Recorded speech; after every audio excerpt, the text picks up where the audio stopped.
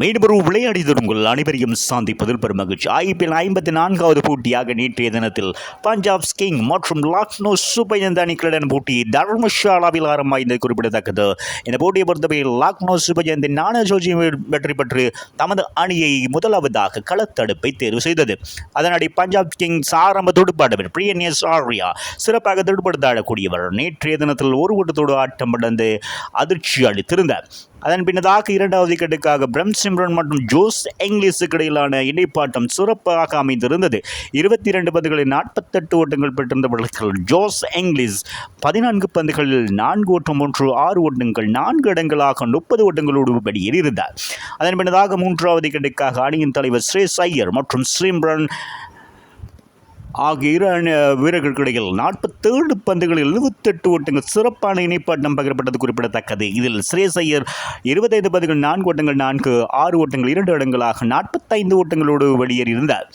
அதன் பின்னதாக நேகல் வதேரா 9 பந்துகளில் 4 ஓட்டங்கள் 2 6 ஓட்டம் 1 இடங்களாக 16 ஓட்டங்களோடு ஆட்டம் இழக்க இறுதி நேரத்தில் சஷாங்க் சிங் அதிரடி காட்டியிருந்தார் என்பது குறிப்பிடத்தக்கது. 15 பந்துகளில் 4 ஓட்டங்கள் 4 6 ஓட்டம் 1 இடங்களாக 33 ஓட்டங்கள் ஆட்டம் இழக்காது பெற்றுக் கொடுத்து குறிப்பிடத்தக்கது. ஸ்டாய்னஸ் 5 பந்துகளில் தனது பங்குக்கு 4 ஓட்டம் 6 ஓட்டம் 1 இடங்களாக 15 ஓட்டங்களை ஆட்டம் இழக்காதிருந்தமை குறிப்பிடத்தக்கது. அதிகப்படியான ஓட்ட எண்ணிக்கை நேற்றைய தினத்தில் பிரம் சிம்ரன் பெற்றுக் கொடுத்திருந்தார் என்பது குறிப்பிடத்தக்கது. இவருடைய துடுப்பாட்டத்திலே அவருடைய சிறப்பான ஒரு துடுப்பாட்டம் அமைந்திருந்தது குறிப்பிடத்தக்கது.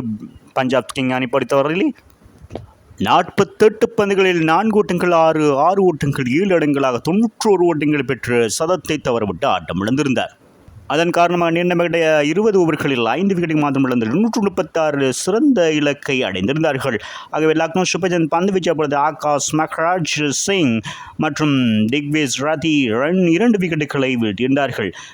பிரின்ஸ் யாதவ் ஒரு விக்கெட்டையும் வீழ்த்தியது குறிப்பிடத்தக்கதாகவே 237 என்ற இலக்கை நோக்கி துடுப்படுத்தாடிய லக்னோ சூப்பர் ஜெயின்ஸ் அணி சார்பாக எய்டன் மார்க்கம் 13 ஓட்டங்கள் மற்றும் மேச்சல் மாஸ் 0, நிக்கலஸ் பூரன் 6, ரிஷாட்மன் 18, டேவிட் மில்லர் 11 என ஓட்டங்களை பெற்று ஆட்டம் இழக்க 9.5 பந்து வீச்சில் 73 ஓட்டங்களுக்கு 5 விக்கெட்டுகளை இழந்த தடுமாந்த வழக்கில் 6வது விக்கெட்டுக்காக அப்துல் சமட் மற்றும் ஆயுஷ் பதோனிக்கு இடையிலான சிறந்த இணைப்பாட்டம் பலு சேர்த்திருந்தார். 41 பந்துகளில் 81 ஓட்டங்கள் பெற்றுக் கொடுத்த வழக்கில் அப்துல் சமட் 24 பந்துகளில் 4 ஓட்டங்கள் 2 6 ஓட்டங்கள் 4 இடங்களாக 45 ஓட்டங்கள் பெற்று அரைச்சத்தை தவறவிட்டு ஆட்டம் இழந்திருந்தார். ஆயுஷ் பதோனி 40 பந்துகளில் 4 ஓட்டங்கள் 6 ஓட்டங்கள் 5 இடங்களாக 74 ஓட்டங்கள் பெற்றுக் கொடுக்க அவேஸ்கான் இறுதி நேரத்தில் 10 பந்துகளில் 4 ஓட்டங்கள் 6 ஓட்டம் 1 இடங்களாக 19 ஓட்டங்களை ஆட்டம் இழக்காது பெற்றுக் கொடுத்திருந்தார்.